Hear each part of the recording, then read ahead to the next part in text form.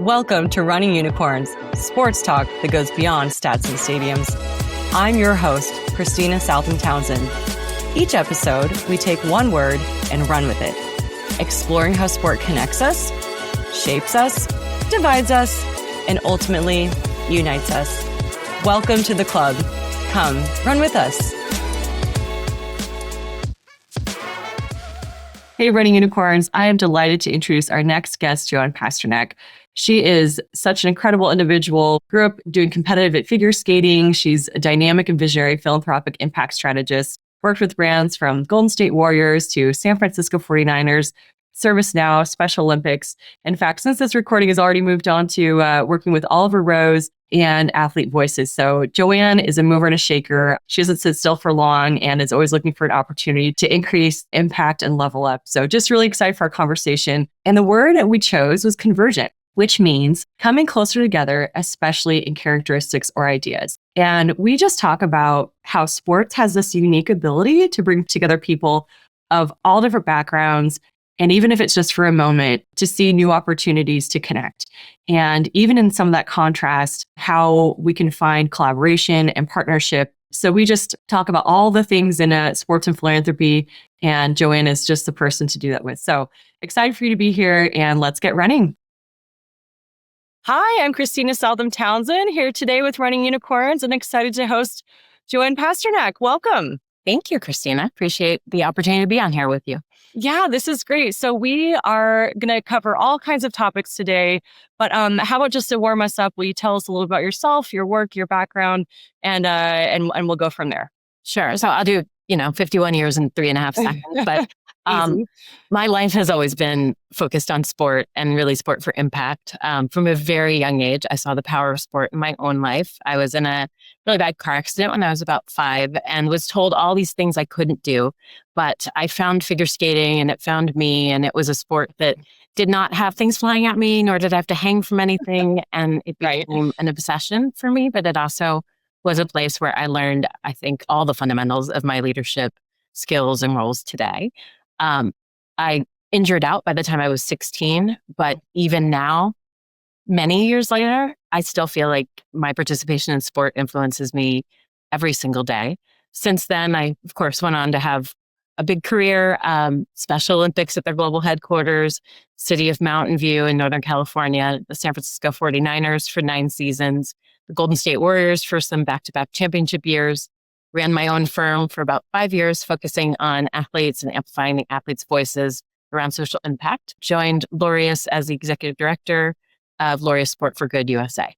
So There we go. 5.5 seconds. Oh my gosh. Incredible. Clearly you've had some practice getting that down. So incredible. And I'm excited to dig into more of that, but just grateful for you sharing your time and wisdom and helping us get people to think about sports through a new lens and talk about how it can impact lives. So thank you. Incredible. Oh, thank you. Okay. So let's dig in. My first hot burning question is, what's your walk-on song?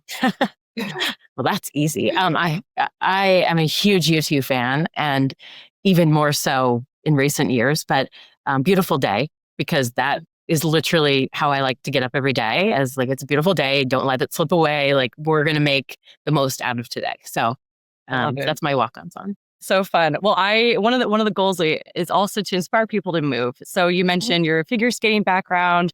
Really quite a fun fact. I actually had a ice skating reception as a part of my wedding celebration. So instead of a wedding dress, I have wedding skating. You didn't invite me? Come on.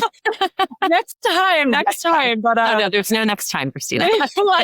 That's true. Anniversary. You're invited to our anniversary celebration. Yes. We'll have to talk about it more sometime. But so I am not at your level, but anyway, it was a good time. But so ice skating has a special place in my heart as well as an amateur. And so anyway, I'd love to still get out. But shifting gears to the social impact and your work now. So your experience has really spanned. Was there a moment that you felt like you wanted to lean more into the social impact side? Was there anything that really inspired you to say, I want to lean into this more, or was it an evolution? Tell us about that. I mean, there was a lightning bolt moment for me. Yeah. It's when I was 14, actually. Okay. So preceding college and everything else. But my coach was running a Special Olympics figure skating program in the time in between our Saturday morning sessions and open ice in the afternoon. And there was just like this 45-minute window. And I was doing the morning sessions. She asked me if I would stay and help out. She knew I wanted to coach when I was in college. So it was a great opportunity where, volunteering at the time, you had to be amateur in order to compete. So Right. Yeah. but I was paired up with a young woman who we had everything in common. And, it was just the same music, the same, all these things. The big difference was she had Down syndrome. So she had one bonus chromosome, and she was being bullied in school. And through figure skating, we were together able to grow up, to mature, to see things through each other's eyes. And we also broke down some barriers that made her feel like the words of her classmates were false and that they didn't represent who she was. So when I got to college, I thought I wanted to be pre-med. That's what I went in to study. I was a biology and psychology major. And I realized during my freshman year when I did an internship at the on-campus hospital that the challenges that young people were facing, and I went to school in Philadelphia, coming in from Philadelphia with life-threatening illnesses that were easily preventable, that it wasn't really in the case-by-case medicine role that I wanted to be, but more on the advocacy side. So that's when I made the transition to go to law school, focus on public interest law, and kind of took it from there. But I recognized it when I was very young that I was able to listen and then relay things back to people in a way that opened doors for communication. That's so powerful. And I appreciate you sharing that. It is amazing how pivotal those experiences can be as a young person, and then having that turn into something so much greater and touching lives, for years to come. You mentioned, shifting gears and going into advocacy. Thinking on that personal experience and then the professional, what do you feel like you wish people knew more about from that perspective of athlete representation or that voice? This is something that I have said. I've worked with some of the biggest names in sport, and they are some of my favorite humans in the world. And one common sentiment that I relay over and over and over is, if you have a platform, you should use it. And if you aren't using it, you aren't obligated as a professional athlete to stand up and shout about something. But if you aren't using it, it's a missed opportunity.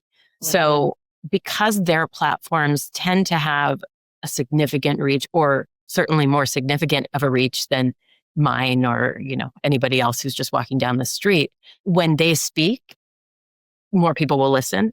And because of the validating nature of somebody who you see as a hero speaking out on something, we can work to destigmatize, we can work to bring awareness. I think about legends from long, long ago, like Arthur Ashe, who, when he was diagnosed with HIV and AIDS, he spoke up about the illness in a time when people had very outmoded sentiments about it, and there was a lot of misinformation. And then just an hour ago, I was watching a recap video. Michael Phelps went to the Baltimore Ravens facility to help teach the guys how to swim. 1 in 3 Baltimore Ravens players does not know how to swim. And what I loved most about it was the vulnerability. Like the guys, these big guys with muscles and all that, they're like, yeah, I can't swim. And then they actually looked kind of terrified when they were told they had to jump in a pool. They're like, wait, what?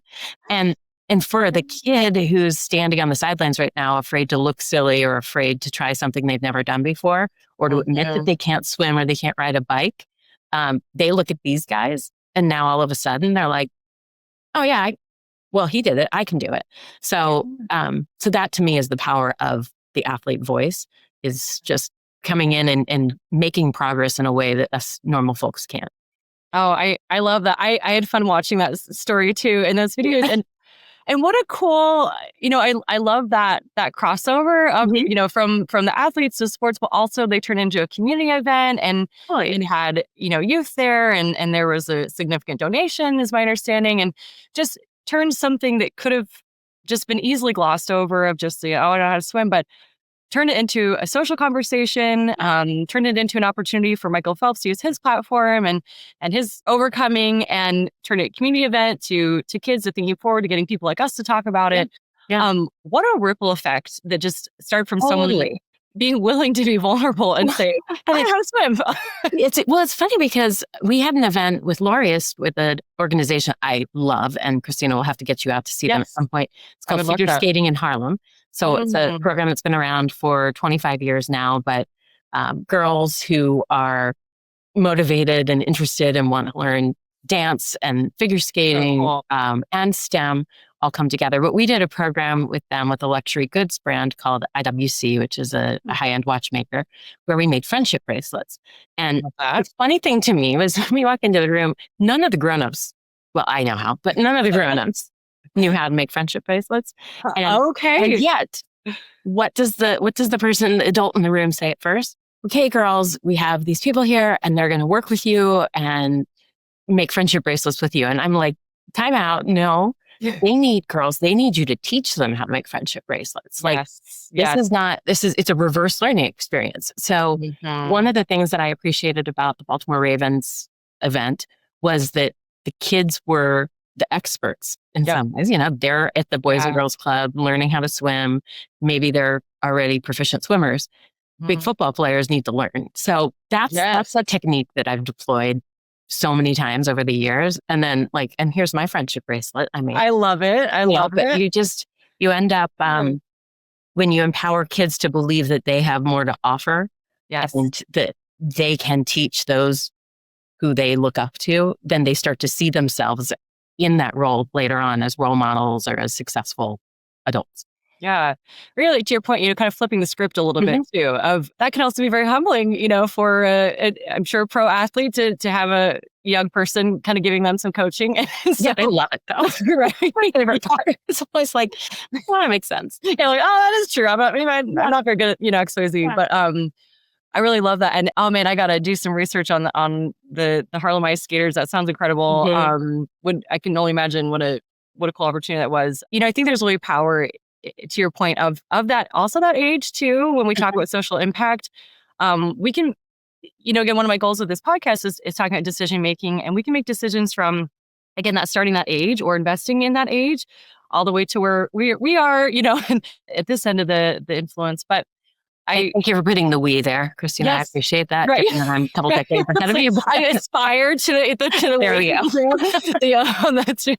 And so I'll share a little my background. I grew up in Southeast Ohio, and I received a grant to do they called it Apple Youth, and it was an Appalachian youth, and I had a little $2,000 to do something for my community, and I remember what a meaningful experience it was. That it probably didn't make that much difference at the time. Maybe it did. But it taught me how to think about my community. And I remember they even said, make sure 10% of your budget goes to celebration. You need to make sure volunteers are taken care of and that they're loved and that people feel meaning. And it was such a cool experience as this high school student to feel like I could make a difference. And even, again, the budget wasn't significant necessarily. I mean, it isn't, right? But it was the skills of I can be a change agent, in my community. And to your point, whether that's making bracelets, learning how to swim, just unlimited opportunities to really start. And it's interesting because now you take that same $2,000, that same grant, you start to learn about how to better invest that. But if you were looking to amplify it in some way, that's where our athletes come in. So let's take your project. Let's now identify somebody who's also from that region who wants to show up and be a part of the event that you're doing. You don't need to spend any more money, but you will get a bigger return on the investment of your time if you have somebody who's there and can amplify it, especially now with social media and the way that you can create interactive moments where people can click on it or they can learn more, they can donate. There are endless opportunities, but when we minimize the impact that young people can have, we are telling them that they have to wait till they're grown up to do something. I think we're taking away a learning opportunity from them as well. Yeah, 1,000%. So shifting gears a little bit. So with Laureus, I've got all kinds of questions, but while we're talking about grants and investing in impact, what are you guys focused on from, your energy and resources right now? And I know your city's project. Tell us about that, and then we can dig in a little bit, if that's all right. So Laureus was founded 25 years ago. The Laureus Sport for Good Awards were a black tie event. They still are. They celebrated the best moments in sport in the year 2000, Nelson Mandela was one of the presenters and one of the keynotes at the event. And he made a statement which anybody who works in sports or sports philanthropy can recite almost verbatim, but just the idea that sport has the power to create connections that nothing else does, to create unity where there was disassociation, all of these different important characteristics that we can know if you've been in sports, or you've attended a sporting event, you know that even if you don't know the person next to you and your team scores, you're going to high five them and you're going to feel that sense of connection. So based off of that, there were a few individuals who said, rather than just having an award, why don't we allocate some funds to be able to make grants to open the doors for more people and people who have been disenfranchised to actually be able to take advantage of the opportunities presented through sport. So very much like when I said when I was 5 and I had my first toe that dipped into this world of competitive sports and how it changed my life forever. How could we ensure that all kids had that? So we're a global organization. I oversee the US operations.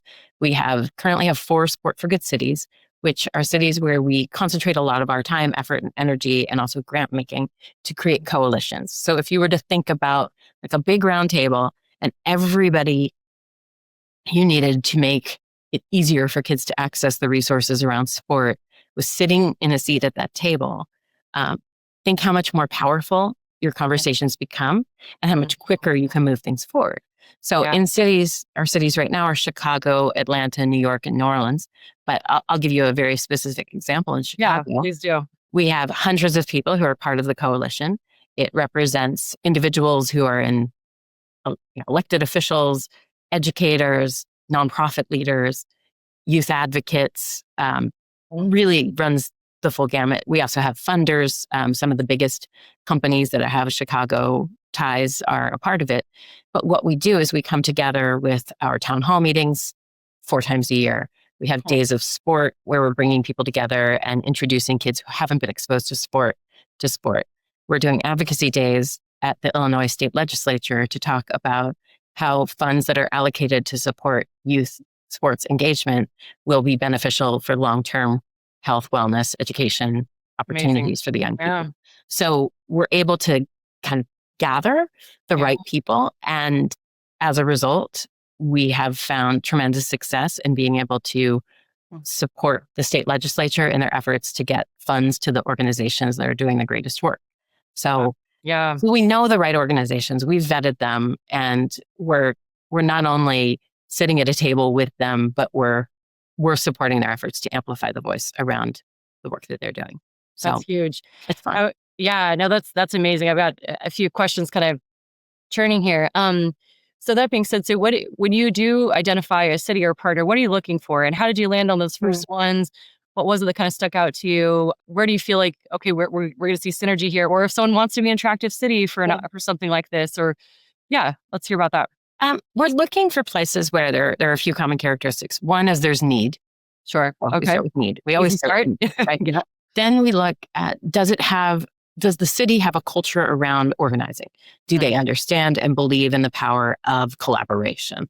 Or is it the type of city where it's very siloed? If it's very siloed, we believe we can bring people together, but it definitely picks up quicker when you already have a community that believes in this collaboration. Sure. The other thing we'll look at is there a concentration of professional sports teams and upcoming major sporting events that will be taking place where sports is part of the culture as well. So you think about Chicago, for example, like every major sports league, every sports activity you can think of exists somewhere in Chicago.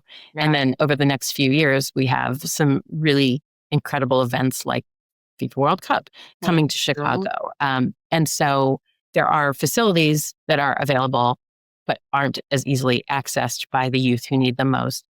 There's a community organizing culture. And then we're looking for a philanthropically minded region as well. So in Chicago, one of the things that's so inspiring is how much people believe in giving and giving back. The philanthropy culture in Chicago is almost unparalleled. So that gets the right people at the table. And then we're able to start to create something from there. We aren't coming in to create the youth-based program. We're coming in to bring all of them together so that they can do more. One of the elements that we're most proud of is our success within that. We have found through a longitudinal study, the data that goes back 15 years with our programs in the US and 25 years with our programs globally, that we will help an organization increase their fundraising capacity by about 30 to 40%.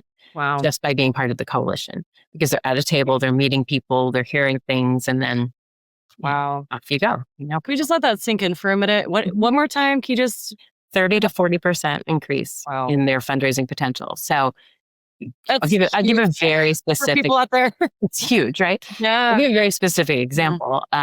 There's a program that's called The Block that's in Chicago, Southside Chicago.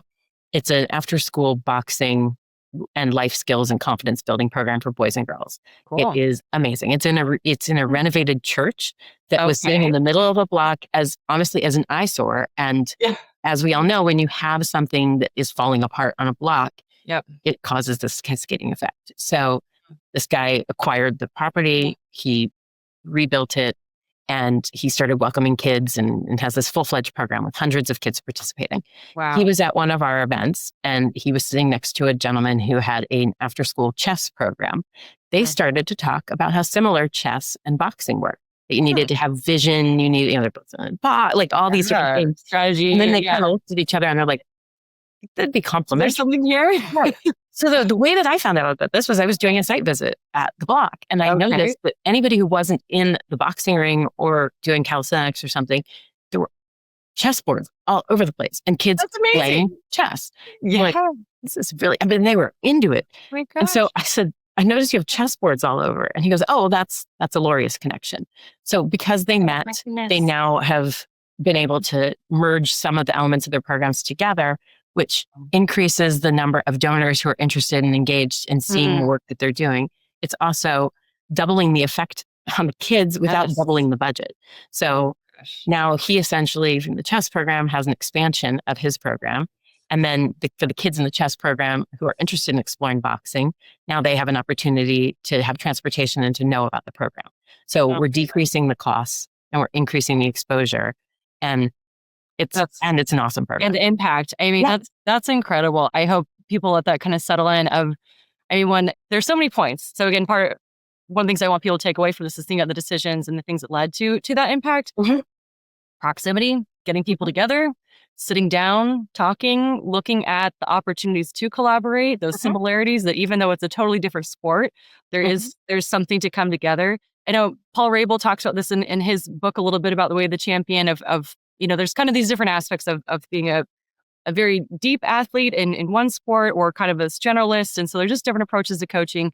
And this idea of you can take something from another sport and apply that to something else. And it's cool to see they saw that opportunity of, how can chess, teach you more about the one and vice versa. So just seeing those opportunities, I love that. But then doing something about it, putting it together and and actually, Kristina, you bring up something. Personally, I'm a very big advocate for multi-sport exposure and non-specialization until a child is the age where they know themselves, they know their bodies, and they know what they're most interested in. Tell me about that. What leads that passion? So I only did one sport. Right. Like you put a volleyball or basketball, like forget it. I can't even win a game of horse against a 5-year-old. Like it's not happening. So one of the things that I found was when I got to college and there were social sports opportunities, I was reticent to join in because I was insecure about my ability to do anything but get on ice or skis. I could do frozen stuff. That was it. And so I didn't. Like I sat back. Now, I found other ways to find my way through. Some kids, particularly those who tend to be more shy, they may find that as they're sitting on the sidelines and then they stay on the sidelines. So part of this is giving them exposure to the recreational side of sport so that they know how to jump into a beach volleyball game or kickball or softball or whatever and just kind of be like, I got this, and like go for it, whether they're good or not is okay. The other thing is that it just teaches us to use all different parts of our body, our brain. We also avoid repetitive stress injuries. My brother was a college baseball player. He can't feel his pinky finger now because of the damage that was done as a left-hand pitcher to his arm. And so and I remember when we were growing up, he would just for hours be throwing balls against, he broke 2 of our garage doors, but you think amazing. But as a 9-year-old, 10-year-old, like hours of doing that same motion, as opposed to what I advocated for my own children and what I advocate for others is just let them love sport. And of course, we also know, and Laureus has just signed on as a partner with the ESPN Take Back Sport Initiative, which is looking at a return to the focus on recreational sport and sport for the betterment of the individual in their growth and development, not sport as a way to compete and get college scholarships and do all these things. And we can only continue to advocate for and justify expenditure of in-school sports and physical fitness programming if we can show that the benefit goes beyond participation and competition, but instead seeps into every area of their life. And my background with Special Olympics, I could not believe that more. I mean, it's the Special Olympics motto is let me win, but if I cannot win, let me be brave in the attempt. And like that at my core is how I believe in sport. It's okay, you're not going to win all the time. Even Michael Phelps doesn't win all the time. That's right. Slash, you might lose sometimes. Right. Or do your best or whatever. Right. But the other part is like when we go into the workforce and we have kids who have never experienced losing or coaching or feedback. They are not my favorite people to employ. I far prefer somebody who has a background where I know that they understand constructive coaching, feedback, how to pivot, how to not take things so personally. I mean, my coaches in figure skating could be pretty brutal. And there were times when I look back and I'm like, ooh, but there's also that. Yes. But I also look at it and I think to myself, well, I'm very grateful that they were an influence in my life so that when somebody brings me feedback, I know how to breathe deeply and take it in. Yes. And also to filter out the things that are irrelevant. Yeah. So, oh my gosh. Mic drop. I just resonate with so much of what you share from, the recreation athlete. I was one of those flying objects was not my strength. I'm a runner. I'm gritty. I played soccer and track and ski, similar, but, and I probably could have, that's the thing. I probably could have, but I kind of had some preconceived notions about that type of athlete, and I didn't know if I could do that. And I did get hit in the face with a baseball once, so I think that has something to do with maybe. Sure. Maybe. Yeah, I can never fathom the idea of heading a ball. Like that never made sense to me. I'm like, why would I purposely put my head in the way of a flying object? But but you see, part of Kristina, what you're talking about there that's so important is there is a fear of failure or of looking silly. So like, this is funny. My son is, he's going to be starting a sophomore year of high school. He plays football, lacrosse, basketball, tall, athletic guy. I feel tired. Yesterday they did a team building event where they went bowling. And even me knowing what I know and not, it's like, what's the first thing that I said when I picked him up? How was bowling? How'd you do? How'd you do? Like, why am I asking? Right? But it's a very natural... And so then I was like, and I pivoted quickly on, did you have to put the bumpers up? And he was like, really? But it's, why did I focus on the achievement aspect of it? It was team building. And it wasn't meant to be a competitive opportunity, but we spend so much time focusing on the did you win that we forget that it's like, then I pivoted again. Who was on your team? Were any of your friends? Did you meet anybody? Did you, what was something that happened that was funny? Who was the worst bowler? Who was the best bowler? Like most creative bowl, whatever. Yeah, exactly. Yes. Did you have fun? And I was checking myself there. I'm like, this poor kid, he's in 2 days, like competing for a spot, on a team that's very. How was your bowling? Right. You bowl well. Like talk about that. As if the head coach is going to determine his position on the team based off of bowling. Oh man. So. Yeah. No, I think it's such a great point. I am now in the parenting world. I am on the earlier end of that. And already I'm finding myself trying to be very thoughtful about, focusing on the the effort or observation or those kinds of things rather than, kind of the fixed behaviors, but kind of prompting a growth perspective and exploration and curiosity, learning how to move your body and things like that, that it's so much more than just the score. And while that is really fun and that can lead to scholarships, it can lead to opportunities and going pro. But it doesn't have to. and a good percentage of folks are not going to do that. And so how can you, as a parent or someone who mentors kids or as kids, think about the greater life skills? Sure. And that's one of the reasons I do love running, which is kind of, again, my first love is that it's something that can continue on, no matter how, at some point it may affect my knees, we'll see. But in theory, it's a lifelong sport. Well, think about so how old is your child? She is 1.5. 1.5. Okay. We toddler age here. So real. Making assumptions here, but she probably didn't take her first steps until somewhat recently, within the last 6 months, correct? Yes. Yeah.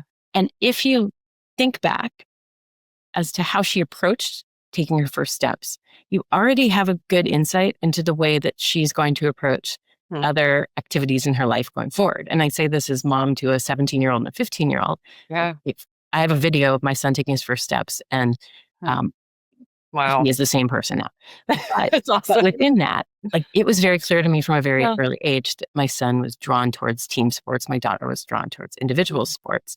And so we have to, again, expose them to all these things, but let them start to naturally gravitate towards the thing that we may have known all along is going to be their calling. The bouncy house birthday parties with the climbing wall, my daughter would have to be the first. Like she would go up and down. Everybody was bouncing, and she's like, I got to ring that bell. And I was like, where's my individual athlete? And sure enough, my gosh. Well, and so observant of you also, to nurture that, because she played soccer and she played softball and volleyball and basketball and did all the sports in 4th, 5th, 6th grade. And then she was like, hey, I really just want to focus on fencing. Fencing is my thing. And amazing. And that specialization, even now, she still does cross country, and she did soccer her sophomore year. And, so we're giving them the exposure. And I think one of the most important parts is for them to not be good at stuff too. Yes. And for that to be okay. Because as a firstborn girl, one of my biggest challenges is perfectionism. And same. And being I'm not the firstborn, but also you understand. You have one, you're raising one. So that's true. Yeah. But it's I even think this now. It's what is the level of perfection that I am being expected to achieve professionally, personally, let alone athletically. But how do we translate that into this world of the Laureus model of we're all around a table together. We're looking at our strengths and our weaknesses and augmenting each other's strengths and weaknesses through collaboration. So it's, in some ways, it becomes a team sport, this collaboration thing, but we're also looking at everybody as individual contributors and acknowledging that they might have areas of strength where we have areas of weakness. And when we can come together and complement each other, then we're not trying to be the best at everything. So in my work with professional athletes and their charitable foundations, one of the elements that I've always focused on is I don't necessarily want you to go and set up your own 501c3 nonprofit. I want you to look at what you're best at, what you can best contribute, and let somebody else develop the early childhood education curriculum. And you show up and lead story time. Or one of my all-time favorite humans in the world and a longtime client, now NFL Hall of Famer, Patrick Willis, he just wrote a children's book. Part of it is no, does Patrick need to develop an early childhood curriculum around literacy? He does not. But when he shows up and he reads his children's book and he shares with the kids his own struggles to learn about different learning styles and learning challenges, is he opening the door for them to lean into the fact that reading isn't easy for everybody? Not only has he gone on to be a proficient and prolific reader and writer, but he also wrote a book. So, so cool. That's great. Well, I love that emphasis, and thank you for kind of harmonizing that, because that is one of the things that I think is so valuable, as we're kind of talking about the exposure of sports and teamwork and those skills and how that translates. I know when I was in college, I don't want to give the wrong stat, but I remember they said something, they're for every nonprofit, it was like one nonprofit to 3 people, something like that, just kind of crazy numbers. And there is a desire to start your own thing. And I think there is a place for that.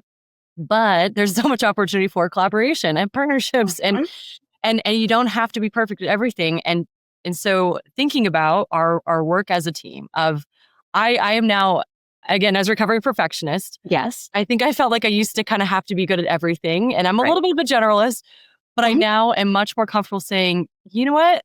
That actually would be great to have you, who is an expert in that, handle that, and by the way, like I think people we're leaving, right?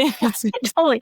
When I was first moving into leadership roles in my career, I was in my 30s. I thought I had to be good at everything to be respected as a leader. Yeah.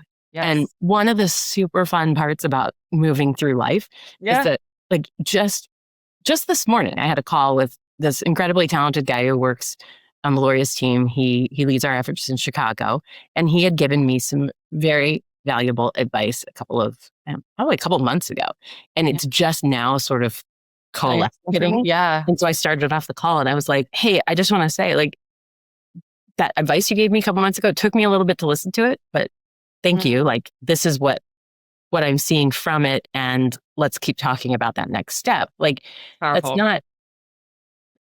It's a vulnerability that I felt uncomfortable with when I felt I needed to prove myself by being all knowing. And, I guess the body of work eventually supports your all knowingness, but I would like for it to be more of a norm that we can be learning something and make mistakes. And again, what is the best way to learn that? It's sports.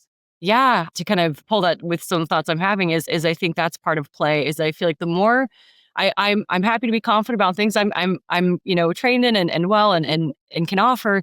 And I have more fun when I can be a little humble and just enjoy learning, and it's less stressful. Me bowling. to play a little bit. And I think we could use more of that in our careers, relationships, likes, whether that's at home, is that playfulness and curiosity. It's almost kind of you can just let it go, be confident in your strengths and then have fun.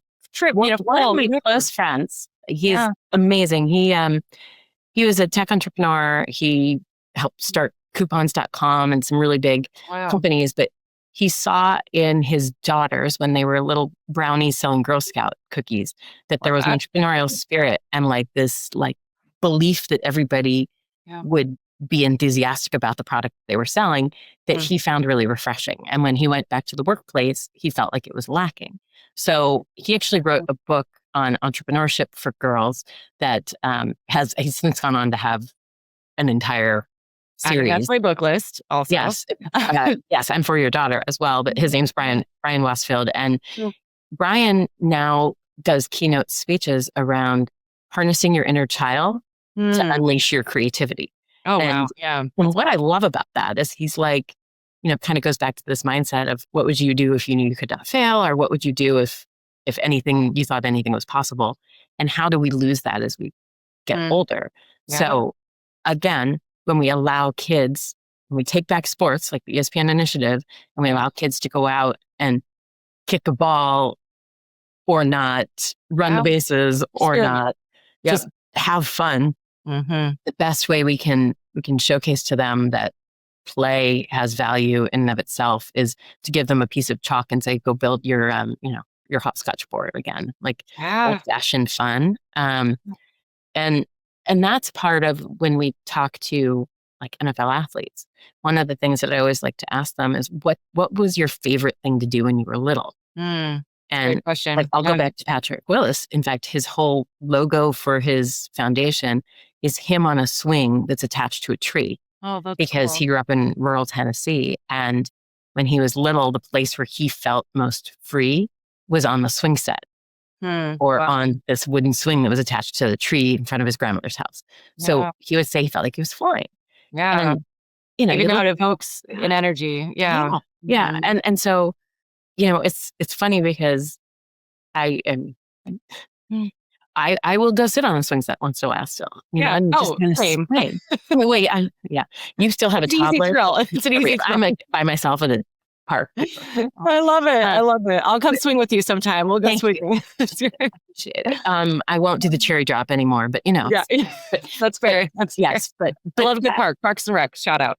And that's part of it. It's like, are we advocating? And Laureus does this. We're advocating for open spaces. We're advocating for places where kids can climb and jump and fall and do all those things, because even without the organized sport component, we're giving kids a chance to fall down and get back up again. Yeah. And maybe that's my other walk up song is that Chumbawamba song. Like I get knocked down, but I get up again. I'm like, that's figure skating, by the way. Yeah. It's also football. And you put football and figure skating into the same, trajectory. Like, these are two pretty different. Like I used to say to the guys, I'm like, I'm half your size, but I've had a lot of the same injuries. Yeah. Because both sports are ones where your ability to keep getting back up is what takes you to the next level. And so when we translate that into the skills that I am field to the workplace, that's where we see long-term success for our young people. Oh, I love that. I actually grew up with horses. So literally I'd have to get back in the saddle. And so I got bucked off plenty of times, and maybe I'll have a conversation about that sometime. But yeah, there's something about whether you're getting knocked down, you're getting bucked off, you're getting knocked over, of dusting yourself off, getting back up. I love that. And I love that what you guys are doing, the work you're doing is creating those opportunities for people to play and have that experience of experimenting. As my dad would say, you don't have to be sick to get better. I like that. You can borrow that one. Yeah. And, there's always room to improve and to experiment. Well, just to kind of bring it home, I've got a couple wrap-up questions for you. Sure. So one of the conversations I want to have is how to open hearts, minds, doors, and wallets. What would you hope that people tuning in today would be open to or open in their life, whether that's at home or professionally? It's a great question. It's actually, honestly, it deserves thought, and it deserves a lot of attention. And I want people to open their minds to that concept of failure leads to greater success. Like, let people make mistakes. And while there's accountability around that, you're more likely to learn from the mistake if you're given a chance to actually go back and repair. Love that. Right? So that's part. In their hearts, I would love for parents to be great parents on the sidelines, not coaches, and to adopt a philosophy of my kid is out there to have fun and to learn life skills. And so part of what I'd like for people to invest in, wallets, is into this, the research that's being done that shows the overarching positive impacts of play and sport for young people, regardless of whether they go on to do anything with it. And for us to invest more in recreational sports and play-based activity in schools from the youngest kids. Because as they get older, the natural inclination to be self-conscious kicks in more and more and more. Your 1.5-year-old, she doesn't know what embarrassment is yet. Yes, we've got our baby gymnastics, actually. Which is the cutest thing. It's so cute. And they are great curiosity. They're like, I'm going to be a starfish. Yay. And they like all these, they're bouncing and they're having fun. And then their bodies start to change and they start to worry and think about whether they're good at it or people looking at me or whatever. And I don't want that. But so we when we give kids at 1.5 a chance to do a movement class, be curious. Yes. We're so much better off. So that's for the money. I'd like it to be invested in creating movement and play-based sports-like activities and sports for the littlest of our kids, and for it to be embedded within our schools so that it isn't seen as a nice to have, but it's seen as something that's absolutely essential for kids to be successful. Yeah, development, communities, and so much more. I love that. So kind of shifting gears and wrapping up, my last is a running question. So are you a runner? What keeps you running? What are you running to, from, or what are you running for?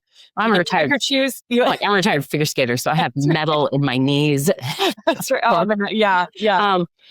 We'll cut you off. You're running a lot of things, maybe not physically. Absolutely. So it's interesting. My father, I'll quote him as well. He used to say, basically, if you don't try, you can never advance, right? So I'm definitely a run towards the challenge person, run towards the moment. Like I believe that everything is possible. And one of the things that will get me most frustrated is if somebody says, that sounds really complicated, or I don't see how we can do that. And I lean back on the woman I admire most and one of my greatest mentors was Eunice Kennedy Shriver, the founder of Special Olympics. And when I was 26 years old and working for her, she had this expression. I worked like 16 layers below, but anyway, expression, which was, let's see if we can't find a way to make that happen. Love so, for me, that's everyone take note. That's great. Let's see if we can't find a way to make it happen, as opposed to a no or, but did you? So we poke holes before we allow something to actually ferment. And I think we need to do more of that. Yeah. Oh, I love that. I think that's such a great thought to wrap on. It's so easy to find issues, but I want to inspire people to be solutions oriented. And to your point, just what can we do? We can identify what we can't do, but what can we do within our circle of influence? Whether that's again, our smaller our community or big at a larger scale of a corporation or an institution. So, and gosh, before you make you put on strap on those shoes or the rollerblades or whatever it is your preferred modality, make that checklist, because you wouldn't go out for a run without thinking about your path and whether you have the right footwear or whether you're hydrated or do you have your sunblock on. Like there are all these things that you sort of do automatically, and I think when we apply that to our go forward plan, I'm not saying jump into it without any sort of pre-thought, but be prepared and then just go for it. And you might not reach the destination you thought you would, but I love that. You'll at least have some Bring your water bottle. Get your water. You're ready. You don't know how hot you're going to be, how much you're going to drink, but just have that water bottle ready and go for it. I love that. With more freckles. That's right. That's right. For your sunscreen. Joanne, so lovely. Where can people find you? Where can they stay up on what you're up to? For me, like people can always reach out to me on LinkedIn. It's just J Pasternack. That's Nack. And I think there's only one other Joanne Pasternack on LinkedIn, and she is not me. She's like a Pilates instructor in Albuquerque. So, come also very cool. Come find me. And I love hearing from people and look forward to continuing to do the sport for many, many years. Amazing. Thanks so much, Joanne. Thank you. We'll be inspired to keep moving. Thank you. That's a wrap. Thank you for joining us. And now it's your turn. We invite you to continue the conversation and run with it to your circles of influence. From the boardroom to the kitchen table, share how sport and play can connect and unite us and ultimately be a positive impact in our communities. Thank you for being here. Life is short, and we're so grateful you spent this precious time with us. With that, go outside, go for a walk, sign up for that 5K, get tickets to something, get sweaty, and have fun. We hope you'll be back soon. And in the meantime, join us on Strava, social media, or visit runningunicorns.com to learn more. Thanks so much for being here. And until next time, keep running. For additional information and credits, please visit the show notes. And if you had a good time today, tell us in the comments what you enjoyed and what you hope to hear more of. You're also welcome to reach us via email, team@runningunicorns.com, with a message or voice note. This has been a production of Southtown Communications.